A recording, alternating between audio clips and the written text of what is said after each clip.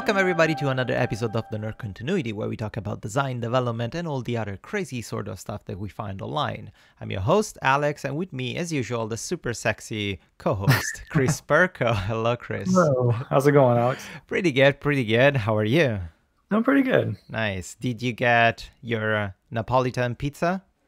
Not yet. We're gonna do it after record. Nice. Do you have a favorite go-to place in Yeah, Atlanta? we got this place. It's right down the street called Sapori di Napoli. Oh, Yes. Tastes of Napoli, basically. Yeah. Tastes of Naples. I think that the person who started it is from Naples, but I I'm hope gonna so. say that he does. It's okay. But yeah, it's really good. I've never been to Italy, but it is some amazing pizza. Yeah, no, I was telling you before, North America nailed down the pizza making business. It's just like fantastic. It's like in every part of the United States and Canada, it's slightly different, but it's Yeah. good. Like it's not like in the early 90s where you go in a shitty fake Italian place and you get fake pizza. They pretend it's original. So yeah, no, it's good. It's good. Nice. Good stuff. Yeah. Good stuff. I recently experienced a bit of lack of technology. I was coming back from a work trip, and on the flight back, I was using my phone. I was on Twitter and everything, and all of a sudden the phone just crashed. And I had been planning on getting a new phone for a while, but it just got to the point where it got into like this reboot cycle. I couldn't get it to fully boot. So Oh, I didn't have a cell phone for about a week. And getting from the airport to home without using Uber or anything, I had to take the train, I had to walk and all this stuff.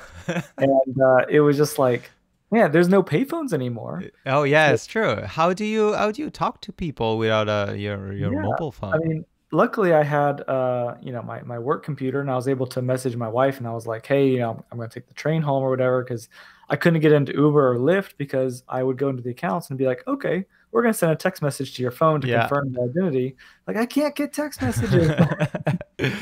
The two-factor authentication daunting Yes. side that if you lost your phone or it Mhm. doesn't work, you can't use your accounts. That's Yeah, it. exactly. So Wow. Yeah. How did you feel for that week? Like, how was it? it was very weird. It was kind of good in a way because I didn't wake up in the morning and I was instantly reading emails and tweets and Hmm. checking Facebook. I just got up and I was like, all right, I'm gonna let my dogs out. I'm gonna get breakfast, and I didn't actually see my emails or anything until I actually sat down on my computer and began my day. So Hmm. it was kind of a nice change. At the same time, like driving anywhere, I was freaked out. I was like, what if I need to check the GPS, or if I need to Yes. call 911 or something? And so it was very different feeling from your normal day-to-day life. Oh yeah. Yeah, I strongly believe that Google Maps helped in crushing our sense of distance and orientation. Like we can't, yeah, like even if you give me like a paper map, I wouldn't know what to do with it. Yeah, and I remember when I first started driving, Yeah. I had an atlas of the state I lived in, North Carolina. Yeah. And so if I needed to drive somewhere, I would look up the map, find the grid of that area I was in, and like figure out my way around. And Yeah, exactly. and now it's what is an atlas? You just pull up Yeah. Google Maps, and Yeah, no, exactly. Now it sounds insane. Like, are you sure you're going somewhere you've never been Mhm. without Google Maps? Are you crazy? You're gonna get lost Yeah. forever. Yeah, yeah. Well, technology, but it's really helpful anyway. It is, yeah. So, other than living like a caveman for the past week, what else have you been doing? So I've been a bit burned out the last I don't Mm. know, 4 to 6 weeks. I've been working a lot for work. I've got a project where every week I do a demo and they want extra features, they want things changed, and Whoa. it's just kind of never ending. Coming to the end of that, but I've been burned out. And this week is Thanksgiving in the United States. So Yes, true. I have not, until right now, I have not touched a computer and since Wednesday around noon. Um, so Wednesday at noon, I signed off. I was done for the week for the vacation, and I Hmm. was like, I'm not going to touch a computer. That's So good. I think that really has helped me kind of reboot. Yeah, Um, absolutely. I've got a couple projects that I'm wanting to work on now that I feel very motivated about. Yeah, So I saw your uh, tweet. I don't know if you want to talk about your tweet, but that was really interesting. Yeah, so my mom works in real estate, Hmm. and I was thinking about building something to help try to generate leads for her. So I'm thinking I've been playing around a lot with Oxygen Builder. I like it a lot. I'm using it to redesign my website. Nice. So I'm going to use it to design a website for her that's going to pull in from the MLS API a bunch of properties that are for sale, pull them in as posts, as custom posts on to WordPress, Hmm. and build us a nice site that has a lot of posts for all the different properties for sale and Yeah. tries to generate some people that are interested in them to give them their contact information, and then she can start trying to sell them houses. Nice. That's the idea. Hmm. Um, Black Friday, there was actually a big deal on custom post type or advanced custom fields pro, Oh, uh, yes. 30% off. So I went ahead and bought that. Good stuff. Like Yes. unlimited, and everything. Great So choice. It's just like the regular price is just $100, right? 100 Australian, Yeah, yeah. So 100 Australian, which is like less in US, and yeah. I'm still impressed that I bought Advanced Custom Field Pro like 5 years ago, and that license is still valid. It's like real lifetime, and three major releases of the Advanced Custom Field Pro were published, and like my license still works. It's incredible. It's an incredible plugin. Yeah, and Oxygen, they're at $99 right now, and they are Yeah. going to raise it soon. Hmm. So it's also unlimited lifetime Yeah, that's update. true. So if you're interested in getting Oxygen, get it now before it goes up to I think Yeah. 130 or something. Yeah, absolutely. And if you want to check all the cool stuff of the new version, this is my Anchor voice, Anchor man voice. I did a review about Oxygen 2.1, and there's a promo link in the description. So if you decide to buy it, just click on the link so they know that you're coming from the review that I did, and they're gonna ask me to do more reviews of that product because it's really fucking great. It's amazing. It's amazing. I love how clean the code. Like my main issues with page builders or theme builders is that they just spit out garbage code. Yeah. That as soon as you stop using that specific plugin, you end up with a website that is not maintainable. You have to restart from scratch because the code generated the HTML even is just a mess. Instead, Oxygen Builder is really good with HTML5. Like it builds a proper structure like a Mhm. real developer would do. Definitely geared towards developers. I mean, everything's like Flexbox, and you can choose like, do you want this to be a div, or do you want Yeah, to be a section or a header tag? And exactly. so it's definitely not geared towards people that are just, I don't know anything about web development, but I want to make a website Hmm. and just use a plugin. Yeah. So what about you? What have you been working on lately? Okay, I was in Lisbon 3 weeks ago or something. I don't. Did we do an episode after I came back from Lisbon?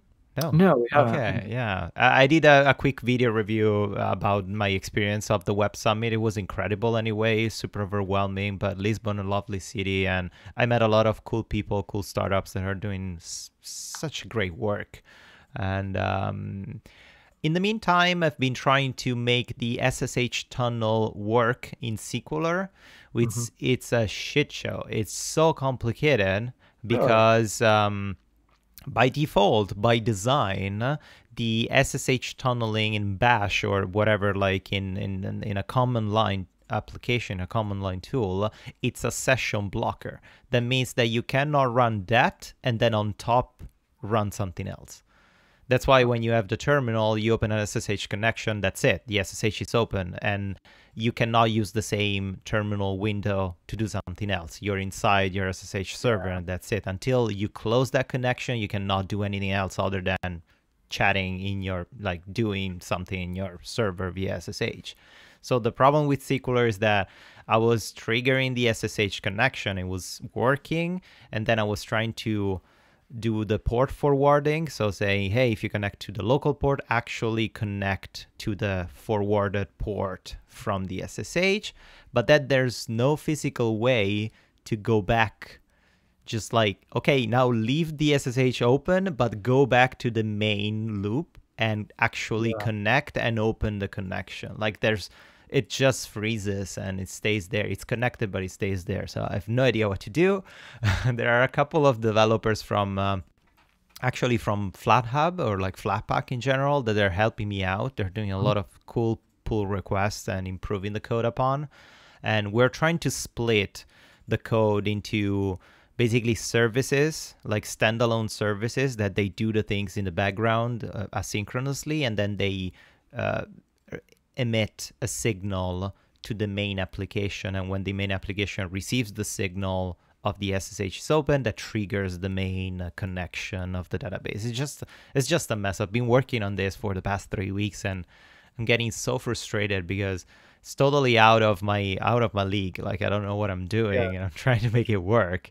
I thought it would be really simple to just, connect and then run everything against that, but Yeah, I was expecting that, especially because on macOS it is that simple. Like, you have the library that does that. You have the SSH library that allows you to open a connection in the background, and then when you get a positive response, the connection is open, you can let your application do whatever.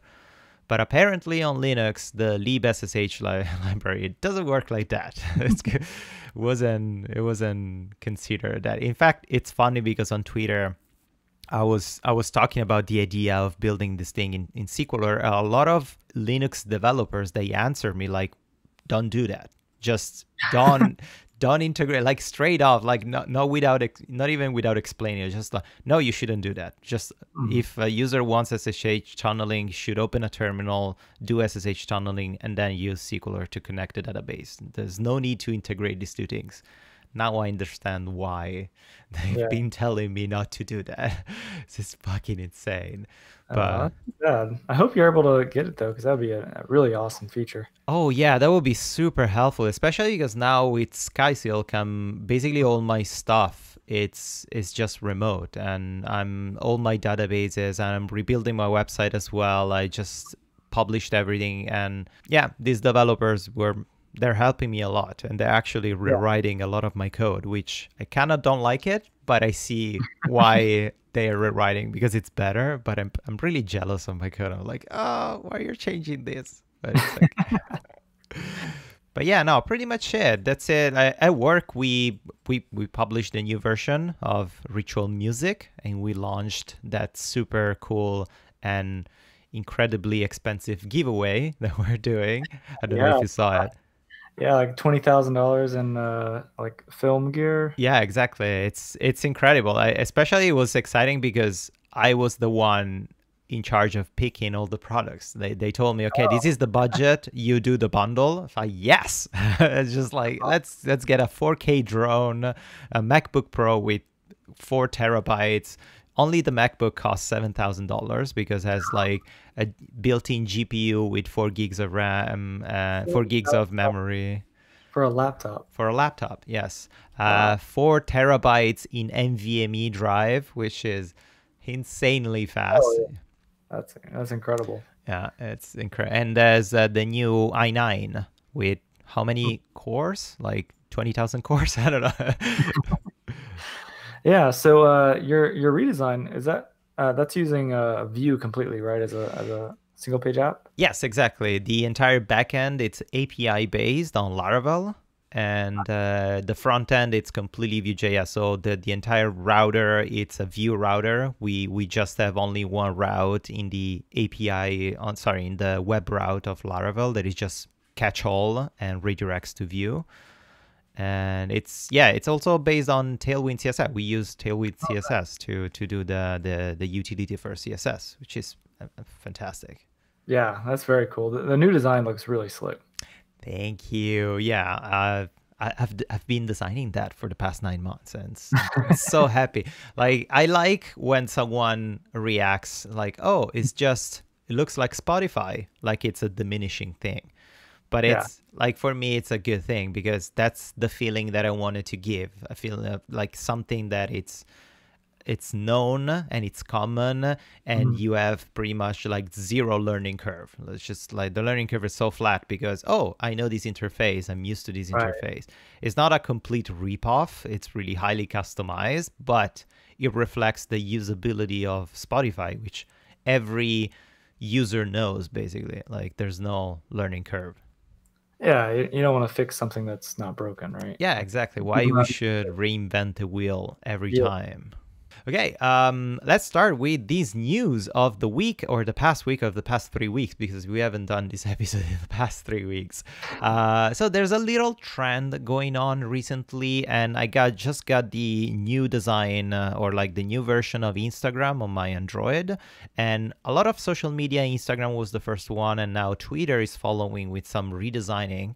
They're trying to get rid of the followers count, or at least remove the main focus of the app or your personal profile from the followers count to your actual content. Because as I probably mentioned, or we talked about this, numbers are evil. And I don't know if you remember, I said that the new YouTube Studio beta interface is just, I hate it. It's just terrible. It gives me anxiety every time I open it, because it's just numbers, and it just an extreme gamification of your stuff. Like every time you upload a video, it's that, oh, it's performing 40% less than your previously uploaded 10 videos, and your stats are down and the error is down, and then, oh, but the views are up, but then the views are up compared to the first 3 videos that you published. It's fucking terrible. It's just numbers. Also missing a lot of features. So you go to live stream and it's like, well, where is this at? Oh, you have to switch back to the classic. Yeah.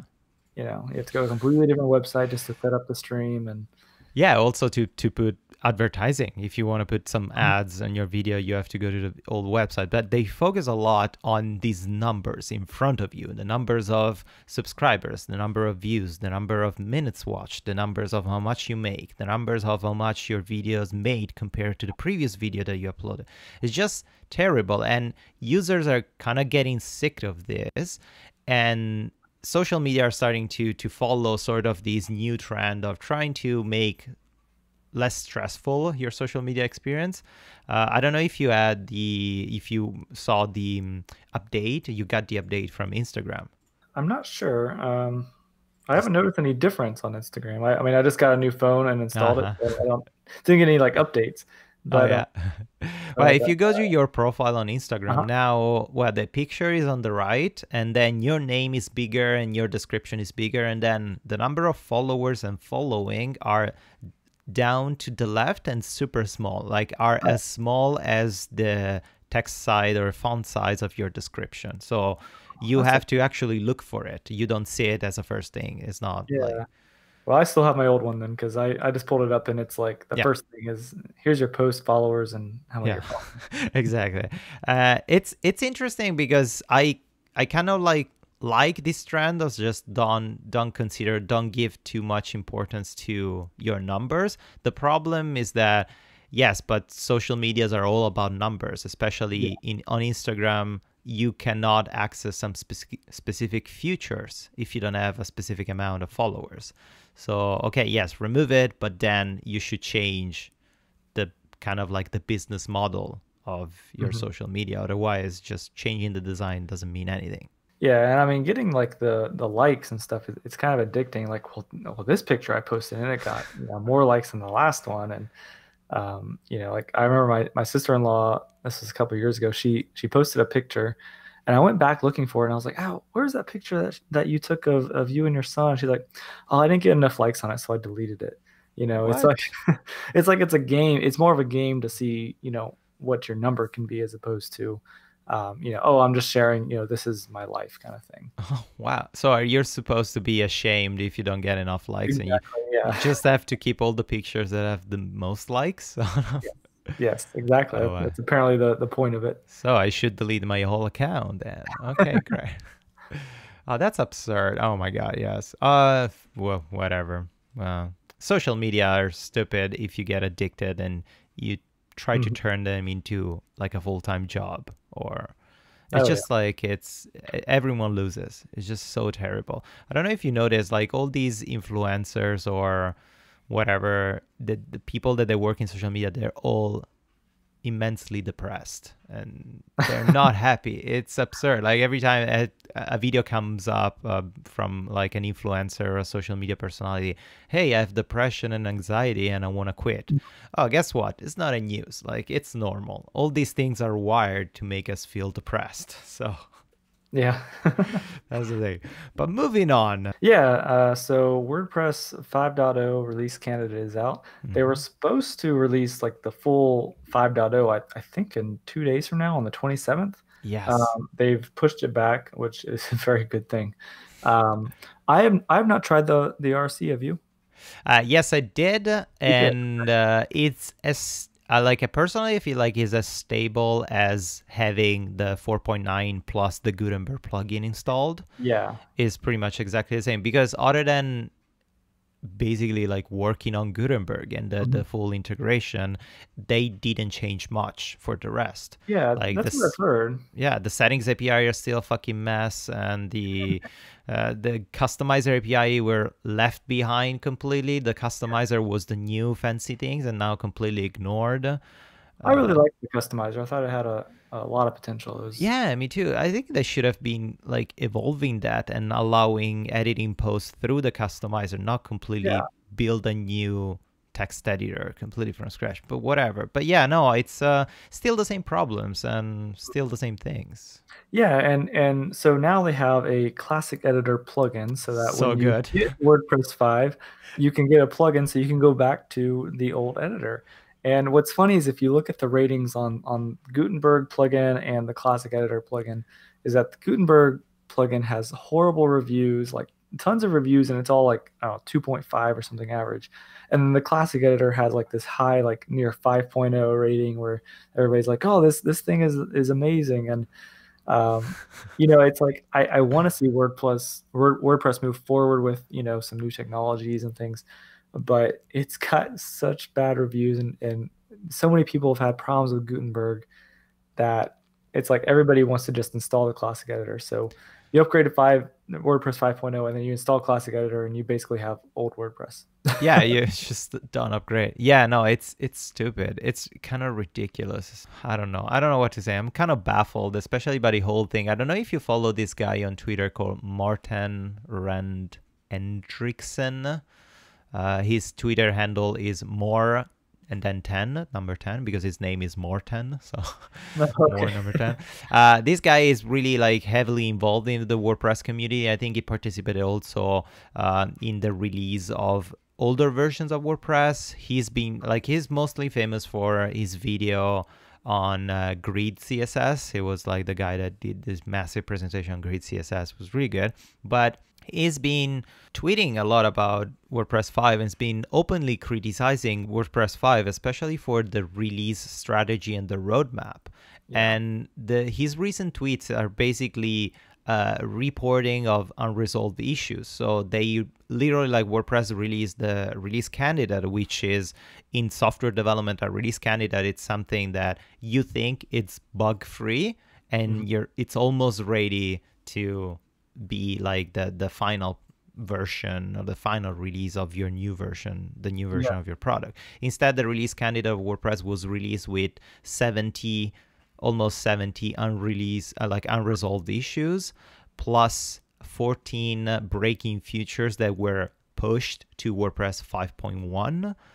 And yeah, it's just like, who releases a release candidate with 70, like 70 open bug tickets and bug Yeah. reports, which haven't been fixed? And Gutenberg also, another thing, is introducing old shenanigans, like old issues that were present in the regular editor of WordPress, like the responsive images. Like you upload an image and it's not, by default, it's not responsive. So you have a fixed width. And if you don't hack it or you don't use your own custom CSS to make it responsive, it's not going to scale. And if you don't use a plugin to use dynamically the best resolution, because whenever I upload an image, automatically WordPress generates the small, large, medium, and the original size. Gutenberg or the usual editor, they don't pick the proper image based on the resolution, but other plugins do, and has been like they have been doing this for, I don't know, 5 years. Right. But yeah, it's not implemented into Gutenberg, which is kind of like absurd because it's all JavaScript, it's all dynamic. You should be able to easily do it. But yeah, Yeah.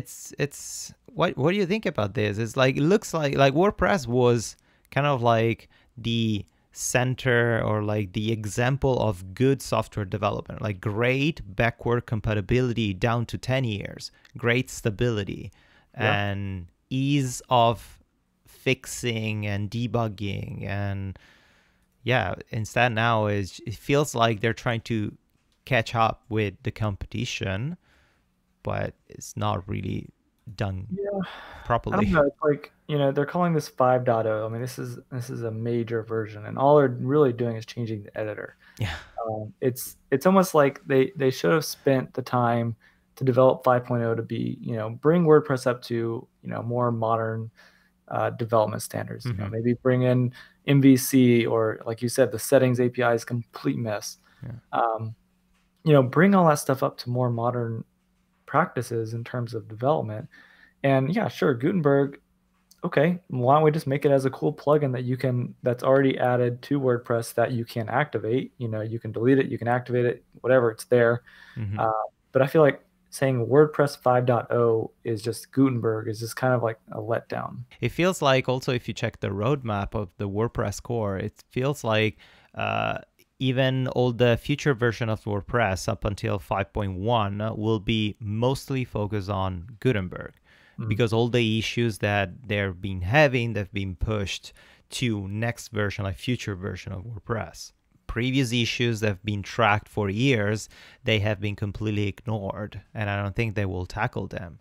It's just kind of like really, really stupid. And after working with Laravel for almost 2 years and now going back to WordPress to build my website, I really see the struggle and the lack of technology, or the lack of ease of developing something. As a developer, it feels really old. It still feels like really clunky, and I don't know. I think it's gonna lose market like a lot, and it's gonna break a lot of websites. A lot of like users that they don't know all these things, they're gonna upgrade, and they're gonna have Gutenberg built in, and their theme is gonna crush because it's not built for that. Yes, and if you're listening and you have a WordPress site, please back up before you Oh my upgrade god. to 5.0. Back up, or even like run it on a staging server or run it locally and upgrade just to see what's going to happen. Because I mean, this is a major release. I mean, when was 4.0 released? It was several years ago, right? Almost 8 years ago. I still remember 3.7 was 11 years ago. Whew, yeah. Because 3.7 is when the settings API were introduced. Because when I decided to build AWPS with the object-oriented programming and the settings API class to tap the API with method chaining and being more sane, I started doing a lot of research on the settings API, and then I found the history of the settings API that were introduced in version 3.7, and they haven't changed much since. So it's 11 years old code, still runs and is still used by pretty much all plugin, like every plugin. There's a new kid in town that is not really new, but it's called Linux Brew. So if you worked or you use Mac, you know that the Mac OS ecosystem doesn't have by default a package manager. So there's this thing called Homebrew. And the Homebrew, it's literally a package manager that it builds and allows you to download all these packages, PHP or Node.js packages, whatever you want, libraries, locally without the necessity of having root permission. So without being a sudo user and installing as a sudo on your system. So it's really good because it keeps your system clean. You can have your customized environment locally in your home directory without affecting your system. And it's great on a Mac. It's right. I couldn't live without it. But then now there's this fork of Homebrew for Linux called Linux Brew, and it was funny in the Reddit Linux community reading all the comments, like you avoid the racist comment and all the people just like screaming at each other. Typical comments. Yeah, typical like Linux garbage dumpster fire of the Reddit community. But it was interesting because there are a lot of comments related to how it was actually useful, because there are a lot of system administrators or even like regular developers that they have access to Linux computers, but they don't have root access, they don't have sudo access. So even the simplest thing of installing PHP on your system because you need to run it, it wasn't possible unless going to the system administrator and asking, hey, can you install PHP on my machine via apt or whatever package manager they're using. And Linux Brew is giving them the ability to install it locally without sudo and solves a lot of issue. What do you think? I don't know. I mean, this is I mean, definitely something to check out. I mean, I've never been really locked out of Linux environments, or if I have, I've always had a system administrator that could be like, Mhm. hey, you know what? I need a place that can run, Laravel. So I need, I need PHP, I need Apache or Nginx, and I need to be able to connect to a certain database type. And so it's never really been an issue. Yeah. Uh, but yeah, I mean, it's interesting. I don't know. I feel like it's so easy to install things on Linux that if you do have your own environment, you have root and everything, then it's just Yeah. like whatever, apt-get install PHP Yeah, exactly. 7.2 or whatever, and it's like it's done. So Yeah, a lot of people they commented as this is stupid. It's just like another package manager that is not even tied to your system, so it's an extra thing completely. It just adds an extra level of complexity, which we don't need it. But yeah, no, I can see like both pros and cons, but I feel like apt or like whatever the built-in package manager of a Linux distribution should allow to install yeah. locally, like Mhm. local packages and not as a sudo. That would be really sweet. That would solve a lot of issues. I agree with that. I think that would be very helpful. Yeah, exactly.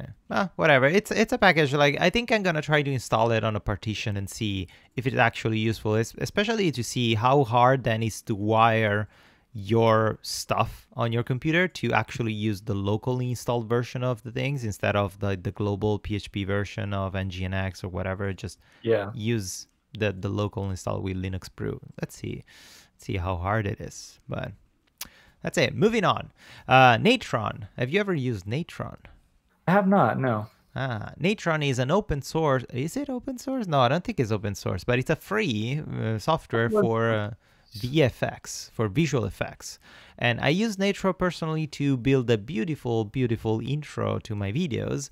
And I'm still baffled that it's a free software because it's so powerful. It's node based. You can do a lot of cool VFX graphics. The problem is that it's basically unmaintained and it's been not even like a quick patch or a quick fix has been released for the past 4 months. The last one was on August 2018.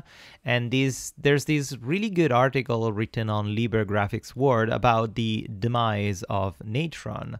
And it kind of like starts analyzing the history of Natron, how it was funded and how it was being able to stay free. But then it takes an extra step and goes like, is this an issue, like a generic issue of all the open source project that they get big with a big community and then they get sort of like acquired or funded by a company and then they don't get developed anymore because they have no fundings. So is this like the sort of like the glimpse of a non-sustainable business model for open source projects? Yeah. I did see on there they were talking about they had put out bounties for fixing bugs, and Mm-hmm. that like no developer even submitted any pull requests or anything. So uh, it's sad to see a project die like this. Yeah, one of the major problem is like the code base. Like the majority of Natron is written in C++. Right, which not a lot of people work in nowadays.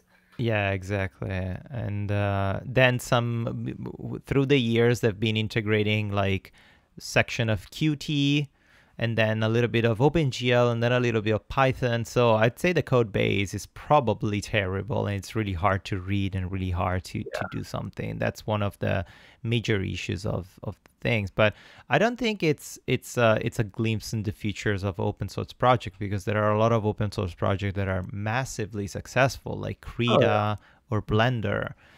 To not talk about all the other independent Linux distribution like Elementary OS, Solus, or whatever. Mhm. But like literally there's the main thing of an open source project. If you want it to be open source, if you want the community to be involved, your code has to be clean, your code has to be readable, it has to be easy to contribute to your Oh yeah. project. Oh, definitely. I mean, there's a lot of open source out there that you're like, oh, cool. I'll look at this. I might contribute to it. And you open it up and it's like, I don't even know where to begin. And it shouldn't take you weeks to figure out how to fix a bug on an open source project. If they're going to get a lot of contributors, it's got to be easy, and it's got to be, or at least really well documented. Yeah, that's true. Yeah, documentation, like lacking of documentation is terrible. Like you don't know what to do. And I try to do, before jumping on the crazy project of doing Akira, I try to do some PR or contribution to Inkscape, because I think their graphical engine of SVG is really powerful. It would be cool to do some PRs, but then you go to their repository and they have like hundreds of open pull requests that haven't been merged in years. And then the source code is massive. It's just like so fucking complicated. And documentation, yes, they have a wiki, but it's pretty like basic level wiki. They say, okay, the code is based on C, and then with some implementation of C++, and then we use signals and objects, and that's it. Like it's not really thorough. So it's really hard to, if you're not a developer already that knows all those things, it's really hard to jump into it. We'll see. I really hope Natron doesn't die, because I like it. And I think it's easier personally than doing, I know you can do VFX in Blender, but it's more complicated because you need to build more. Like I feel like Blender is more for 3D, and it was built for 3D. So doing just 2D animation with Blender, you can do it, but it takes more time. And I really like the node-based interface of Natron. It was like really intuitive, but we'll see. Blender, it's like you gotta type certain keys and move the camera so that the plane is then facing you directly at 90-degree angle, and then it's kind of crazy. It's really nerdy. It's like built by nerds for nerds, which is it's not a bad thing, but for like a casual user that doesn't need to do any 3D animation, it's like it's kind of like hitting a brick wall. It's not great. It's not funny. So the International Space Station, it's been up there for 20 years, unbelievably. Yeah. Didn't realize it's been up there so long.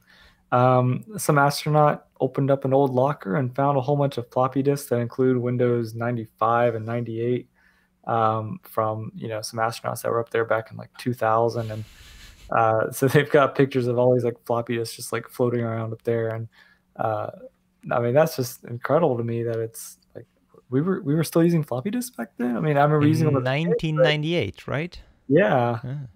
I mean, I do remember installing Windows on a computer, and it had like 6 floppy disks, and you had to put them in like in a certain order. Yeah, true. All right, insert disk 1. Okay, please take it out and put in disk 2, and it would copy files. And so it's just funny that we have a space station that still has floppy disks in it.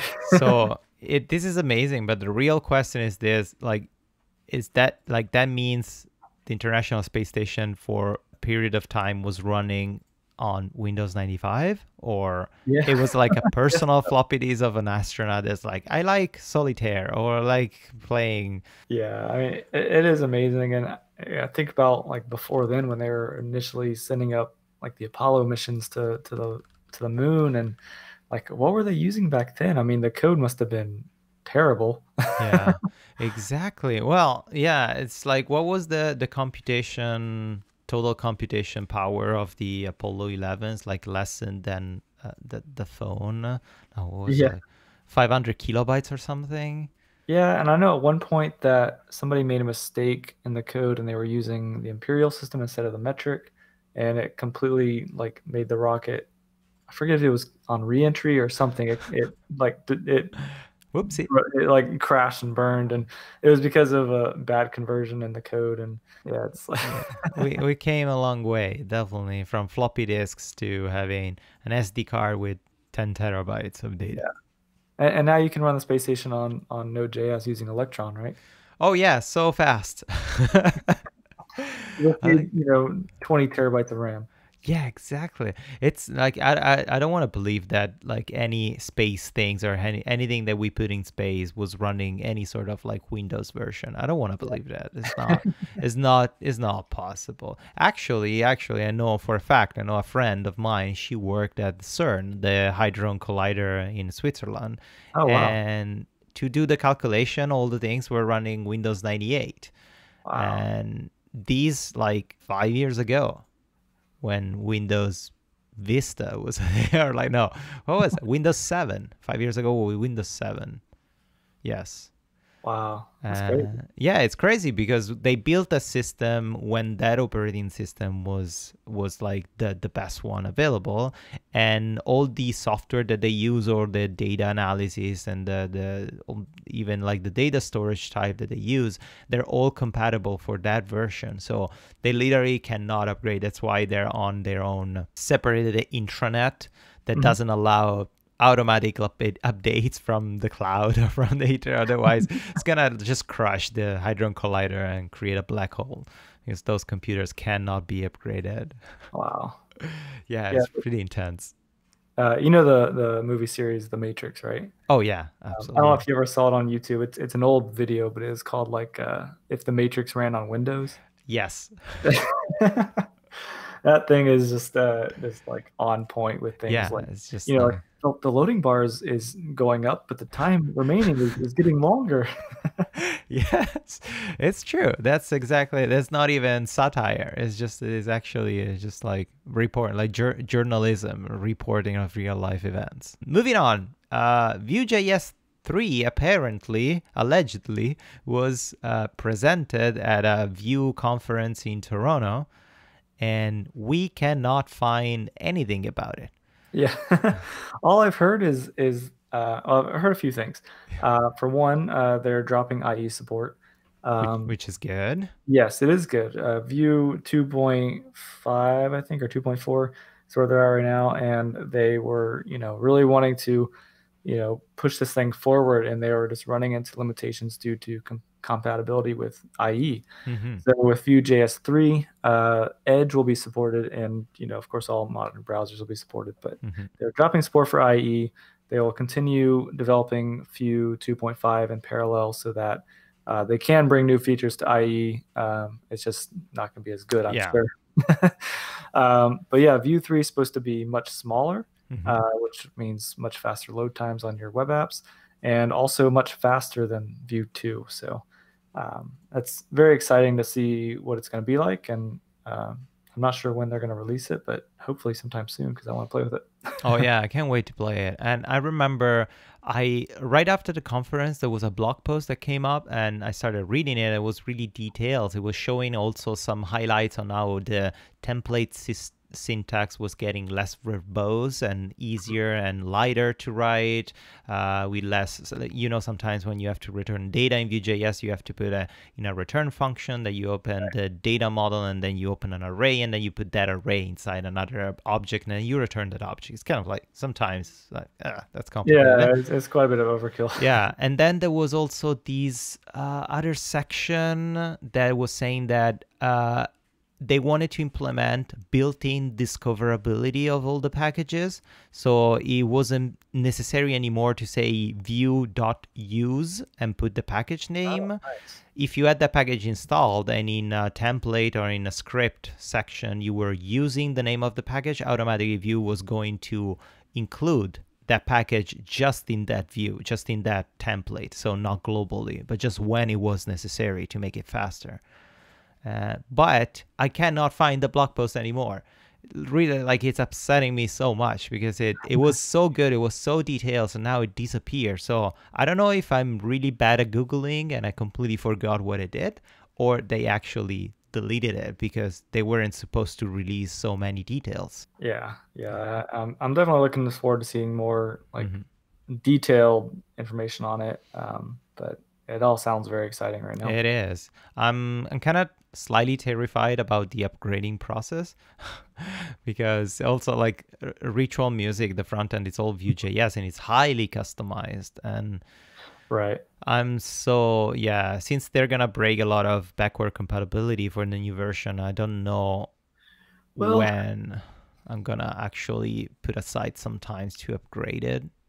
Yeah, I mean, from what I've heard, it's not going to be like Vue 1 to Vue 2 where it was like everything was broken. It's really supposed to be, just kind of modernizing it. So hopefully it won't be too bad of a task for you. Otherwise we can wait for another third-party service to come up, like those Laravel upgrade services that you pay $9 and they upgrade it for you.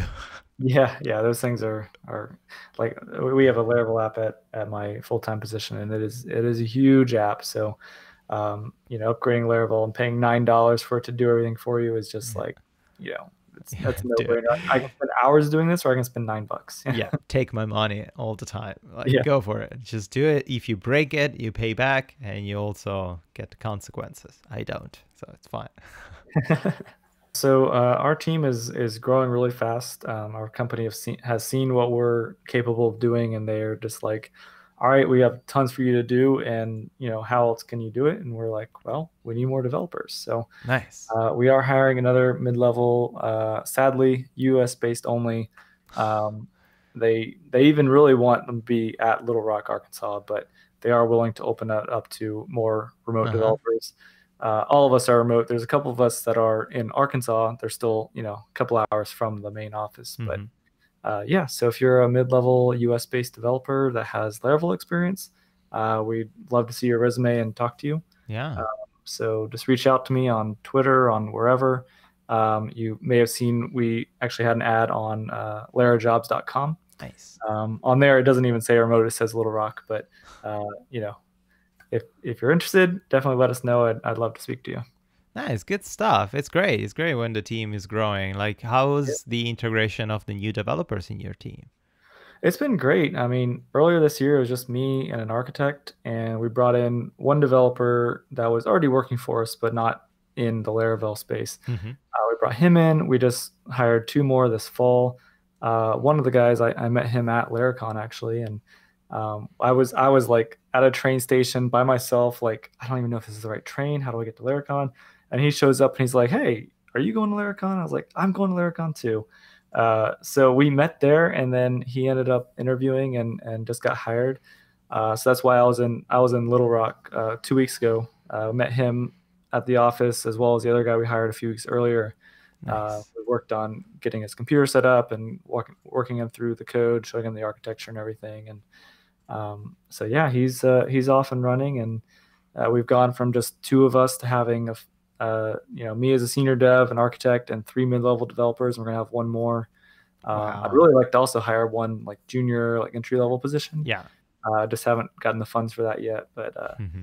yeah, it's kind of crazy going, into an actual full team, and now we're like, all right, we really need documentation. We really need to focus on code reviews and stuff that we kind of before just like, me and other guys were like, hey, is this good? Yeah, okay, sure, yeah, ship it. Yeah, Yeah, that's the thing, right? So it's something that it's kind of like gonna happen in a couple of weeks. Oh no, sorry, actually like a couple of months in my office. Right now we're just the two of us and yeah. the lead developer and then the other medium like mid developer. Mhm. And we have a pretty good workflow. Like everything is separated in different branches and we do pull requests and we do comments, but it's mostly like, hey, does this look good? Yeah, it works. Okay, push it. Like it's just Yeah. like that. So how like it's happening to you? How did you manage to change your workflow? Did you actually change it? What are the main struggles of this? Like, can you tell? I'm honestly curious about these things because I'm gonna have to do it soon.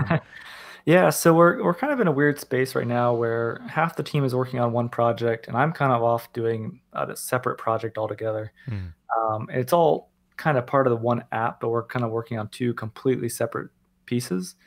mhm. So pretty soon we are going to have to kind of bring everything together, merge all the code, and start really putting together, some code guidelines on like just code style, basically. Yeah. So we're all pretty good about commenting the code. We don't have any good place of actual documentation on the code. So Hmm. I'm pushing forward. I'm pushing for a Vue Press site. Yeah. I know a couple other guys were wanting to do like an old school wiki, Hmm. but yeah. So we have a lot of stuff that we reuse throughout the code. Like we're still using AngularJS, but Hmm. I wrote a package or a module that is for building modals. Just we have some that are just like alert modals. Some of them are just forms, like, oh, you click this button. Okay, we need to fill out these three things and submit it.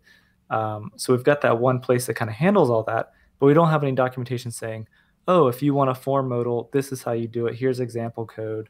Oh, you just want an alert box. Here's an example code for that. It's just kind of like, well, you have to go into this modal service.js file and look at the comments and figure it out yourself. And so our plans are, once we get these 2 projects done and shipped, is we're going to take some time to really look through our app, refactor things, clean it up, and focus on documentation and finishing out. Like we're behind on unit tests too. Yeah. So. Oh, yeah. Like all the time. Like TDD is just a myth. Yes, it totally is. In the workplace, you don't have time for that. Yeah, it's just break things and then fix it, and then okay, I'm gonna write a test maybe about this thing that I just fixed, but that's it. Actually, from like remaining about Laravel, I had an issue with a unit test. Basically, what's happening we have the checkout process in our application. It's all based on event and listeners, and every time it happens something, we trigger an event, and we have the listeners that have the step-by-step. It calls different events in a specific order, and we handle based if it's a checkout of a song, if it's checkout of credit or an invoice, and blah blah. There's these new functionality that we implemented that you have a referral code. So you send a referral if the user signs up and then does a purchase. It buys a song. The user that referred that user that bought a song is gonna get $25 in credit. So inside this application, inside the event listener shenanigans here of checkout, it checks at the end after being charged and after the order is completed, it checks if it was a referral, like the user had, it's in the referral user table, whatever, and then checks if the credit were not credited already. It just triggers another event.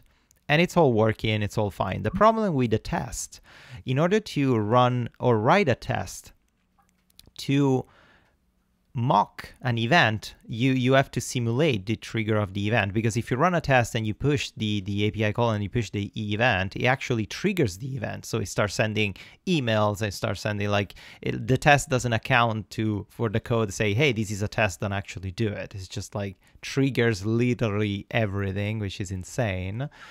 So you have to mock the event. You have the ability in Laravel to create a fake event, create a mockery application, and then trigger that. The problem with the mocking of application, you can mock only one listener at the time.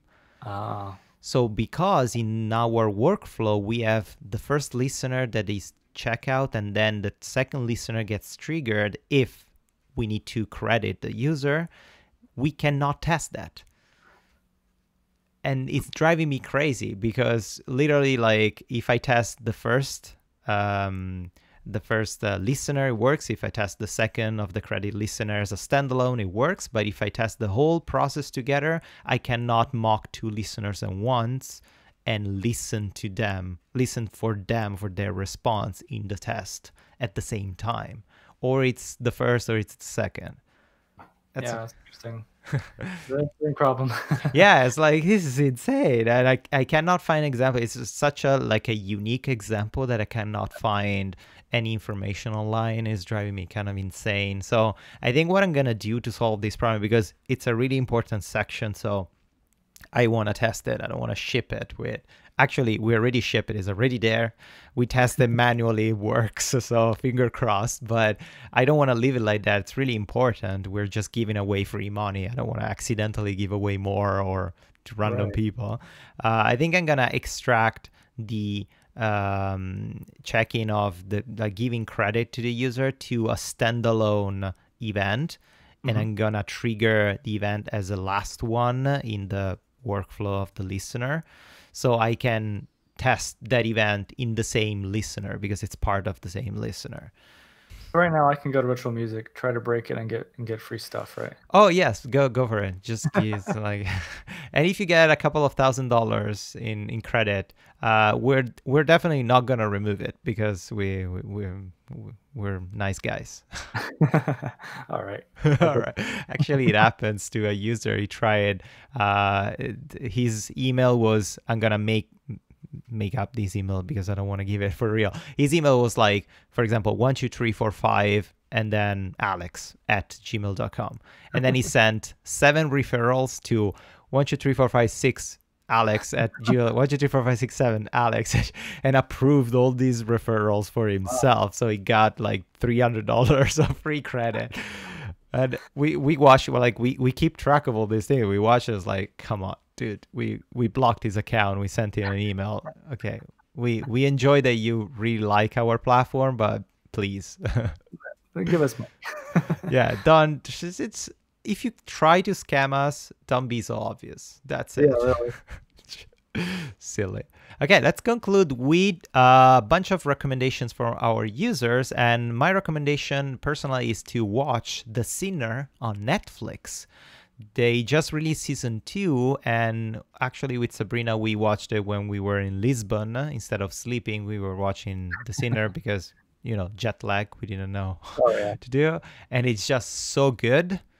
It's great. It's the first season, it's shocking and unexpected. The second season, you kind of expect what's going to happen because it's kind of like a repeated, but then you learn more things, and they completely shift the story at halfway through the season. It's just so addictive. So definitely it's good for a long weekend, because otherwise you're not going to have enough time to binge watch it, and you're going to want to binge watch it, because that's the type of TV series that needs to be binge watched. It's so good. Nice. I'll check it out. Yeah, definitely. Do you have any recommendation for our users? Books and shit? Books and shit. Books and shit. No, I don't. I know you're doing the Laravel series, which is awesome. I'm personally looking forward to the Vala series. Yes.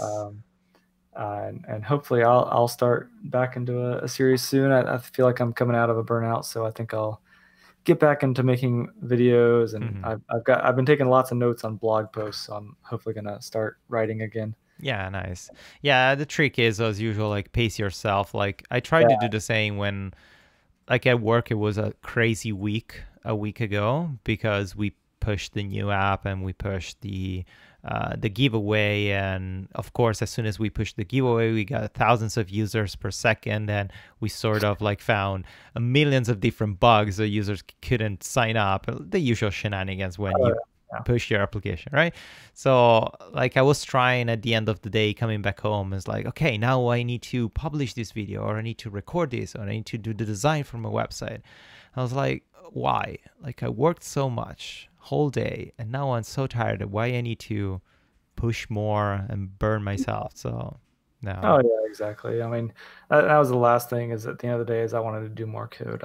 I just spent the evenings just sitting on the couch, vegging out, watching, just whatever's on TV just to stay away from code.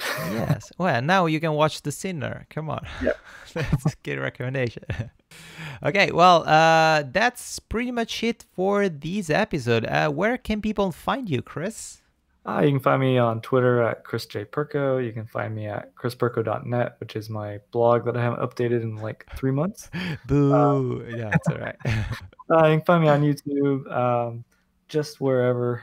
Just wherever. You can find Chris wherever.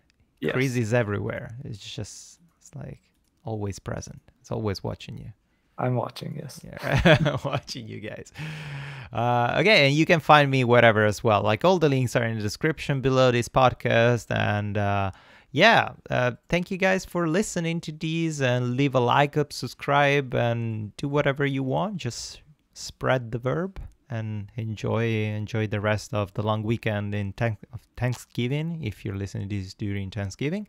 Otherwise, we'll talk to you in the next one, and happy coding. Yes, have a great hacking day. It's fantastic. Just a day, not like a week, a month, just one. Just one. So good.